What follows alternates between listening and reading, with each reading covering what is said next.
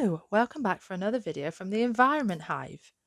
The topic of this week's video is regenerative farming and agriculture. Whilst on holiday, I managed to secure a place on a guided tour of Wild Ken Hill. Now, you may know that Wild Ken Hill has recently become the home of the BBC Springwatch and the associated series Autumn Watch and Winter Watch. I am dedicated to each season when it comes back on our screens and was seriously excited to have the chance to visit and learn more about a place I had become so intrigued about. The tour was called The Big Picture and involved a guided walk around some of the estate. It's 4,000 acres, so it would be impossible to see all of it in one tour.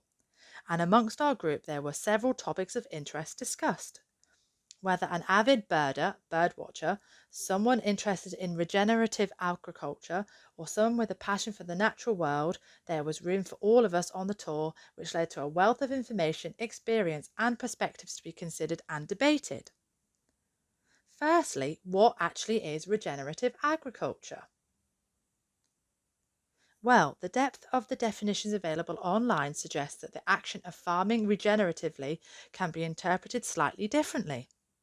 This is dependent upon the scenario at the specific farm or landscape that it is intended to be applied to. The best way that I have found to describe regen farming so that I could understand it better is the following. Regenerative agriculture is a conservation and rehabilitation approach to food and farming systems. This includes any practice, process, or management approach that enhances the functioning of the systems on which it relies. It focuses on topsoil regeneration. It is estimated that we only have 60 years left of effective topsoil with current earth management on farmland. Increasing biodiversity, improving the water cycle, enhancing ecosystem services, supporting biosequestration. This is the biological processes of removing carbon from the atmosphere, increasing resilience to the inevitability of climate change, and improving the health and vitality of soil. This should also positively impact the health of the animals, farmers, workers, and community that are directly and indirectly connected to this process. Regenerative agriculture ultimately involves a monumental shift in farming culture that replaces the obsession and focus on high yield production to nurturing the health of the ecological system as a whole, which in turn should improve the quality of what is produced. Applied successfully, this process should be more than sustainability. It should actively restore and promote all the above ecological systems and services. It would be wrong to assume that regen farming is a new thing. It involves practices used throughout the ages by indigenous peoples and even possibly by our own ancestors. The farming practices we know and are heavily reliant upon for our supply and demand system are relatively new and look at the damage they have done in such a short period of human history. Now, regen farming is an incredibly complex process that would be way above my knowledge and research to explain fully. But what are the core principles and practices used within regen farming to make it successful? Number one, minimize soil disturbance. This means absolutely no ploughing, which erodes the soil structure, compacting the earth and harming vital soil microbes. This also maintains the carbon store within the ground. Number two, maximize crop diversity and increase soil fertility. This increases resilience against pests, disease, and the weather. Also, a variety of plants can feed microbes, returning a variety of nutrients to the soil by providing different carbohydrates via their roots. Using the power of photosynthesis, it is possible to sequester carbon into the soil. Number three, keep the soil covered. Soil is prone to erosion from the weather, rain or wind, for example, and with more extreme conditions expected within the future, planting cover crops makes use of these roots which maintain the soil and the habitat that it provides. Number four, maintain the living root year round. This further enhances nutrient density, soil infrastructure, and water resilience. The crop above ground prevents erosion and provides weed control and a source of food for grazing animals. Whilst underground, it helps to maintain a healthy soil web which supports the fauna and flora found in the soil. Number five, integrate livestock. Animal manure serves as a great input for nutrients into the soil, and if there is a diversity of crop, overpasturing can be avoided. Number 6, understand the context of your farm situation so best solutions and practices can be applied. Number 7, increase biodiversity. This allows the farmland to be more coordinated with the natural world in its processes, permitting it to thrive rather than be denied its own vital sources. Number 8, water retention and effective use of water. Climate change will ultimately lead to drought or water shortages, and current practices will lead to water being scarce and also not clean or fit for purpose. We need to look after water sources far more effectively. Greater organic matter increases soil water holding capacity and nurtures drought resistance. How is regen agriculture more beneficial for the environment? Number 1, decreases greenhouse gases and carbon runaway. Number 2, improves dietary nutrition in the diets of all that benefit from the land and the product it yields. Number 3, restores grasslands and farmland which declining species call home. There is clear evidence that our current global agricultural processes are directly responsible for declining species of insects, birds, mammals, and microorganisms that live in these habitats and ecosystems. Number 4, improve yield and profits. There is evidence to confirm that there is a greater return for farmers in regen farming. A healthy soil is a healthy crop. Number 5, an increase of species with declining populations. Number 6, better water quality and quantity. Number 7, help slow down the impacts of climate change, adopting a path for Earth that includes climate resilience and adaptation. So what about Wild Ken Hill? I can wholeheartedly say that it feels from my visit that Wild Ken Hill is truly on a path to agricultural and habitat redemption, a regenerative farm in principle and practice. Wild Ken Hill is situated in northwest Norfolk, sitting just back from the coastline. The estate consists of 4,000 acres. 2,500 of this is dedicated to regenerative agriculture. 1,000 acres is for their rewilding project, and 500 acres form a conservation area of wetland to improve declining wetland species such as avocet, redshank, lapwing, curlew, and little ringed plover. The estate has a wide variety of habitats supporting approximately 2,500 species. There is coastal scrub, freshwater marshes, heathland, wood pasture, and nature-rich farmland throughout its 4,000 acres. This diversity means that different processes are applied across different areas of the estate. The chalk, nutrient-rich area of the farmland is ideal for applying regen farming processes, yet the 1,000 acres of rewilding has poorer condition soil and can happily be left to its own devices as a rewilding project. Wild Ken Hill has a couple of theories on how it received its name. Ken actually means rocky outcrop in Norwegian or lookout in Old English. This could specifically refer to the large hill that is a majestic feature within the estate. There is also the possibility that the name comes from a previous landowner or chieftain of the site, but what is certain is that the Buskell family have managed the estate since the 1870s and are currently breaking from the traditions of their farming family to become more environmentally friendly. Past relatives may possibly turn in their graves at the prospect of the new farming techniques, but this is important to them as a family and a business. Wild Ken Hill describes its approach on its website. We use rewilding, regenerative farming, and traditional conservation practices side by side in a unique and innovative approach. Nick Padwick, the estate director, recently had an interview with the Open University about regenerative farming at Wild Ken Hill. He commented that we as consumers should care more and ask questions about where our food comes from. This is because 60% of our food is provided by UK agriculture, which is also responsible for 10% of carbon emissions and greenhouse gases in the UK. Farmers can have an important role in enhancing biodiversity, and that the presence of birds can indicate that invertebrates are in good supply, which are vital to soil health. It is about building an entire ecosystem within the field. The farm is in its early stages, but there is already improvement in biodiversity at the estate. The regeneration at Wild Ken Hill follows in the steps of the projects happening at the Knepp Estate in West Sussex since approximately 2002. So, what did we talk about on the guided tour? I am going to try to list the topics that were mentioned, particularly in order of how we walk through the estate so I don't miss something. I'll offer a brief description of how this relates to regen farming and rewilding and the positive impact it could have for Wild Ken Hill. Number 1. The site has 6 kilometres of hedgerow which importantly are not flailed. Flailing threshes and slashes the hedgerow which prevents flowering and fruiting. This allows birds, insects and small mammals to make it their home. Within the regen area this is kept at the boundary of the field by slight trimming, but in the rewilding area this is permitted to grow across the field. Number 2. The crop area of the farmland is linear. This means the crop is square, with wide borders around the field.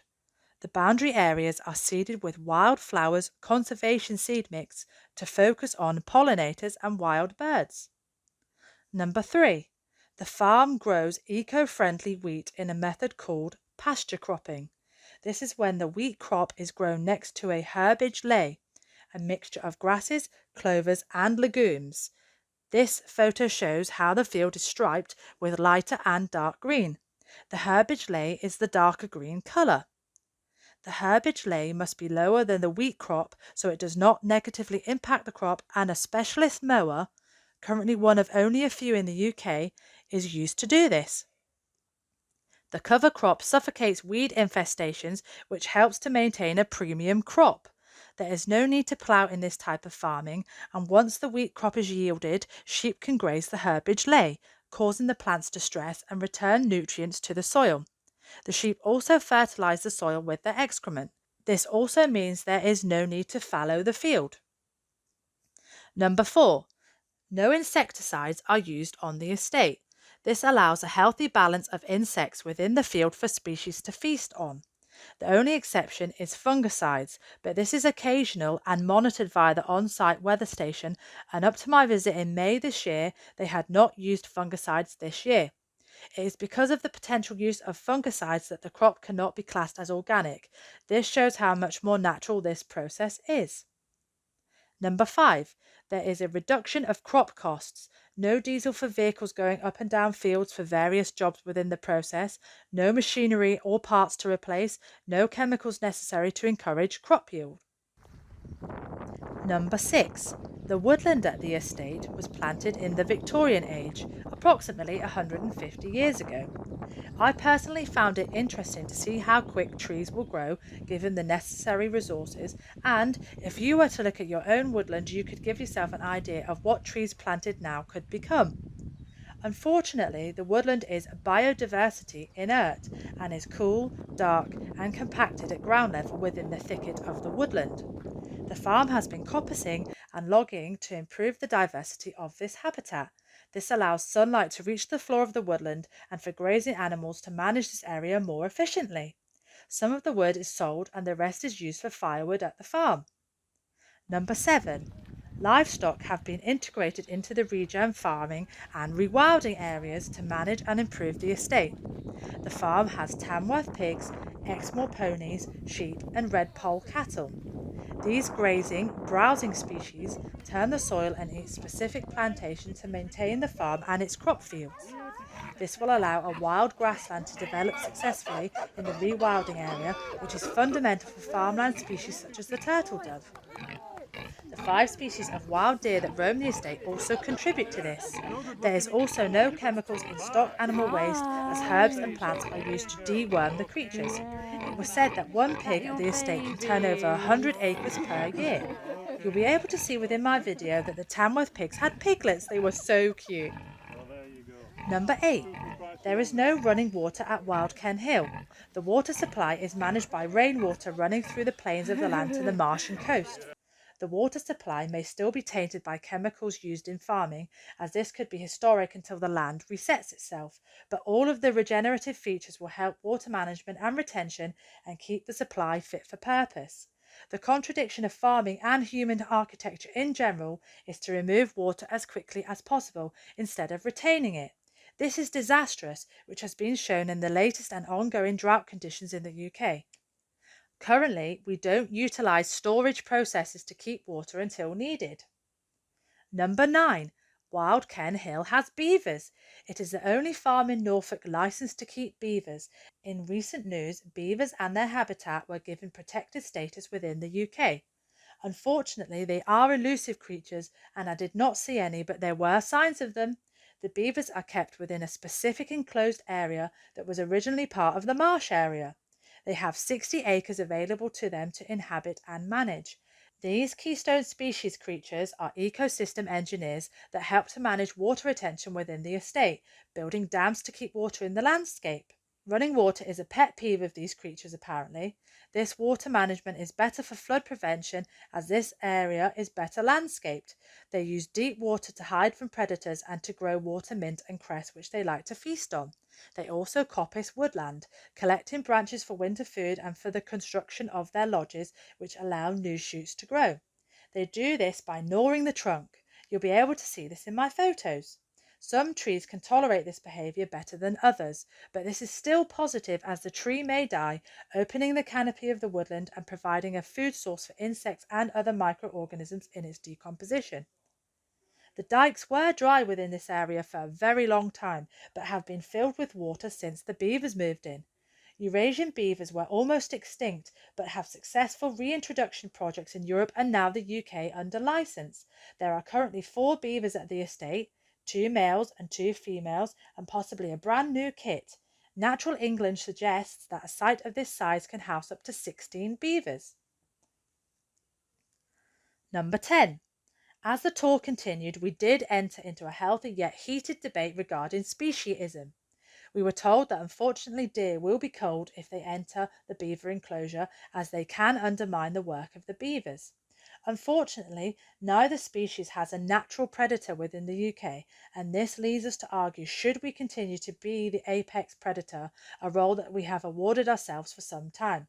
You could argue that speciesism in this case does exist as the deer are being sacrificed. This also opens a larger argument of how much intervention should there be, if any at all, and whether speciesism should be an effective method of population control, particularly for invasive species that could be destructive. Rewilding can mean different things to different people, yet one thing is clear. There are too many variable factors to consider. Humans and their growing population, climate and temperatures that encourage other species to colonise, predation, invasive species and their competition with native species. We cannot revert back to times of old as much as we may want to, but need to carve a new path to a fully functioning ecosystem that benefits as many species as possible. It is a topic that is far bigger than my little video, but it was good to hear the perspective and opinion of others on the tour. Number 11. The conservation efforts on the marsh are hoping to increase lapwing and redshank numbers. Number 12. As the tour entered its final kilometres through the woodland and the plain, we discussed insects and birds and their declining numbers within the UK. I will include a photo that shows the landscape sculpted by yellow ants over the years. It looks surreal. Wild Ken Hill has exciting times ahead as nightjar and woodlark were sighted as well as more butterflies and returning flowers or plants. Insects are an indicative species of how well anywhere is faring.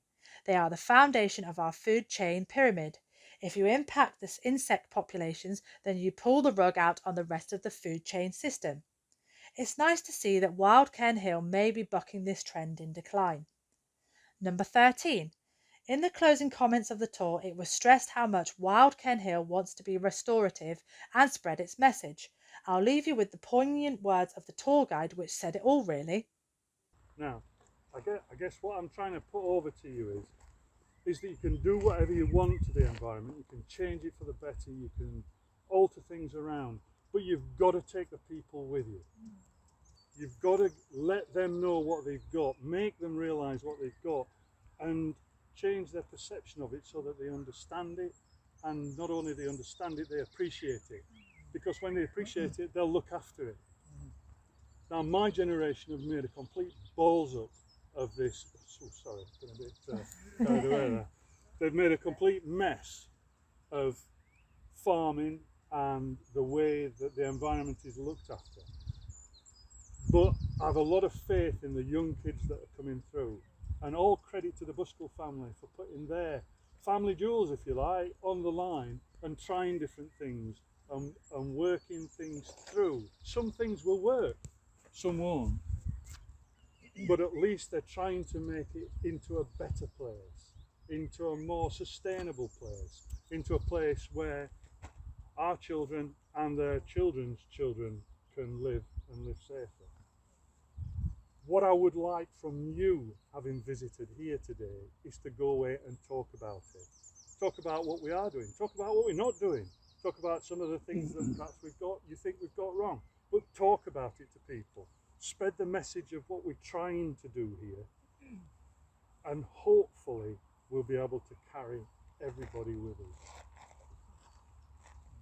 My tour of Wild Ken Hill did lead me to question, what is the difference between regen farming and rewilding?